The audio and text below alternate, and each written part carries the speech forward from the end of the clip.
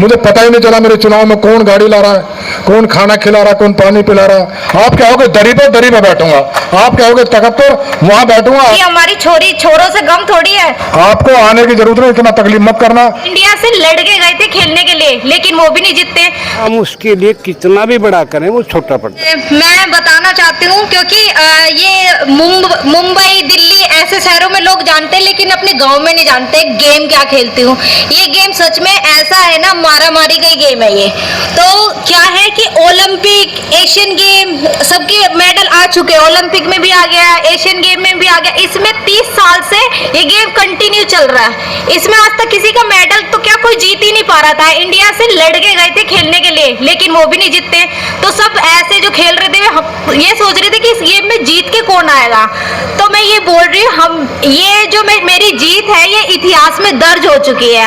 आगे जब भी कोई होगा कि पूजा तोमर जो बिजरोल की लड़की है वो इसमें सबसे पहले जीत के आई थी। तो ये ऐसा गेम, और वो भी सब पूछते हैं कहाँ से आए हो आप। मैंने कहा यूपी में बिजरोल पड़ता है, ये मेरा गांव है। तो बोल रहे यूपी में बिजरोल कभी सुना ही नहीं है। मैंने कहा हाँ। फिर बोल रहे कि आप कैसे खेल सकते हो ऐसा गेम। मैंने कहा थोड़ा सा खून ही हमारा ऐसा है, मारपीट वाला, तो इसीलिए। तो बॉक्सिंग, रेसलिंग सब करते हैं, लेकिन ये मारपीट का गेम, इसके लिए बहुत जिगरा चाहिए खेलने के लिए। वो एक जो मूवी आई थी, फिल्म आई थी दंगल, कि हमारी छोरों से गम थोड़ी है। तो मैं बोल रही हूँ आप लोगों की छोरी छोरों से भी बहुत ज्यादा है। तो अपनी छोरियों के लिए गेट खोलो अपने घर के, और उन्हें थोड़ा सा खेल कूद में आगे बढ़ने दो। बस मैं इस चीज को यहीं खत्म करना चाहूंगी। धन्यवाद आप सभी का। चाहे जंग के मैदान में हो, चाहे पढ़ाई के मैदान में हो, शिक्षा में हो, बेटों तो बहुत ज़्यादा आगे हैं।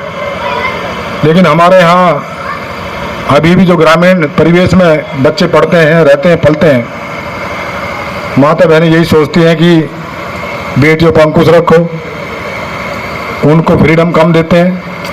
वो ये नहीं समझते कि ये इनके अंदर कितनी प्रतिभाएं हैं। और ये पूजा तोमर ने साबित भी कर दिया अपने गेम में। अभी बताया उन्होंने कि अभी तक मिक्स मार्शल आर्ट में लड़के भी जीत कर नहीं आए, और ये बिटिया ने पूरे विश्व में जीत दर्ज करके, विश्व को जीत कर भारत का नाम रोशन कर दिया, भारत का सीना ऊंचा कर दिया।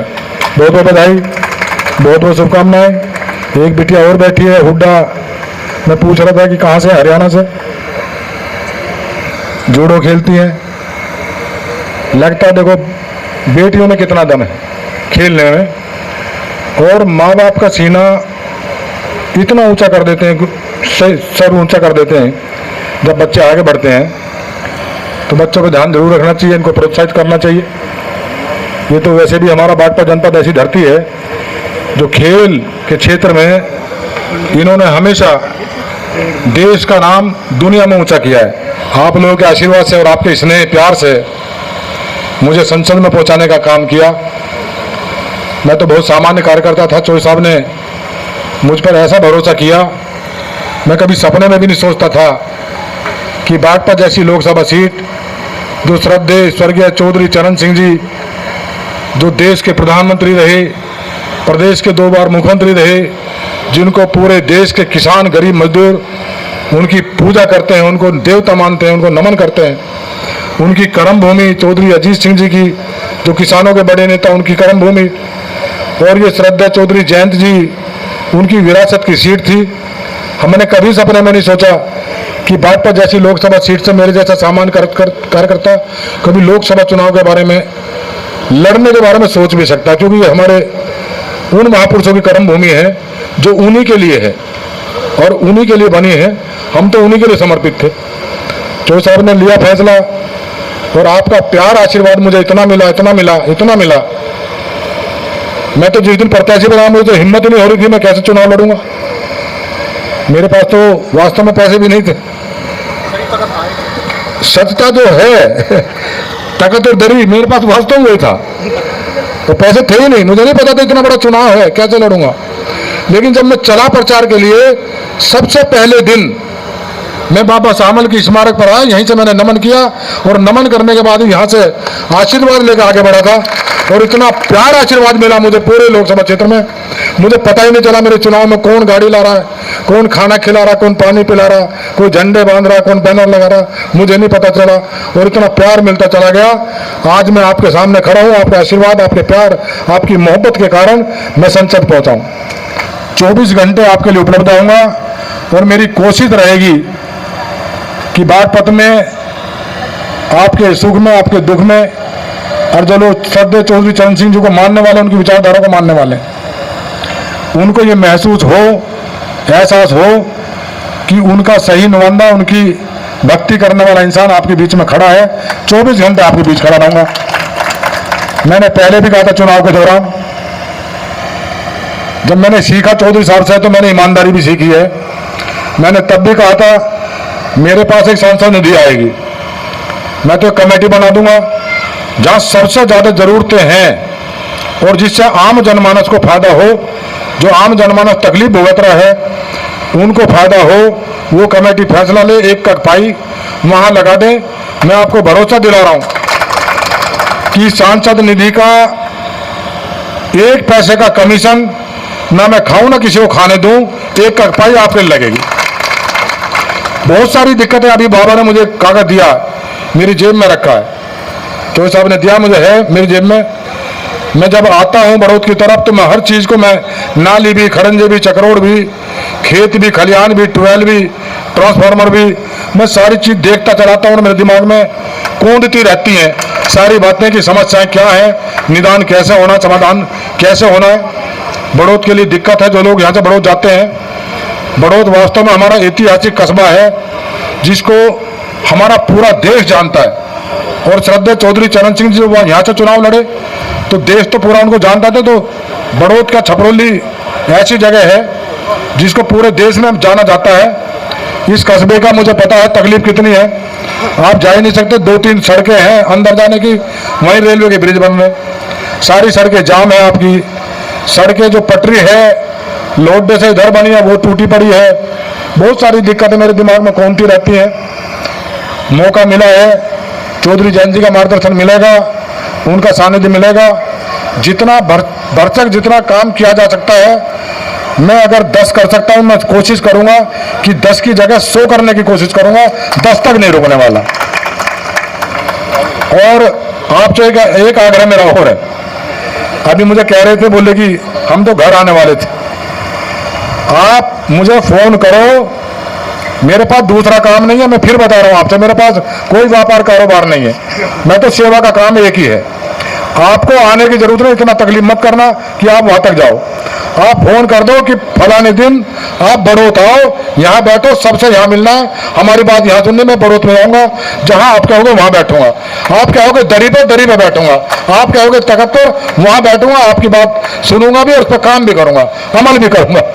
इस वक्त हम पश्चिम उत्तर प्रदेश के जनपद बागपत के ग्राम पंचायत बिजरोल में मौजूद हैं। हमारे पीछे आपको एक अशोक की लाट दिख रही है, तो इसी अशोक की लाट को जानेंगे कि इसका इतिहास क्या है और क्यों इसको बनाया गया था।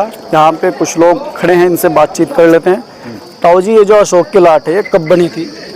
ये सन 62 में, 1962 में 62,000 रुपये लगे थे।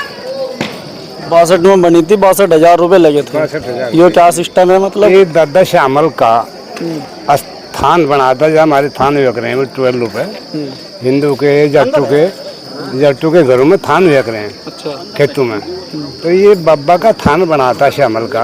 अच्छा। वो आज़ादी के दीवाने थे, आज शहीद हुए थे, अंग्रेजों के खिलाफ लड़े थे, तो उनका ये थान बना था। और ये जैसी अशोक की लाट ये बिजरोल कॉलेज में है, ऐसी अशोक की लाट हिंदुस्तान के किसी कोने में नहीं है।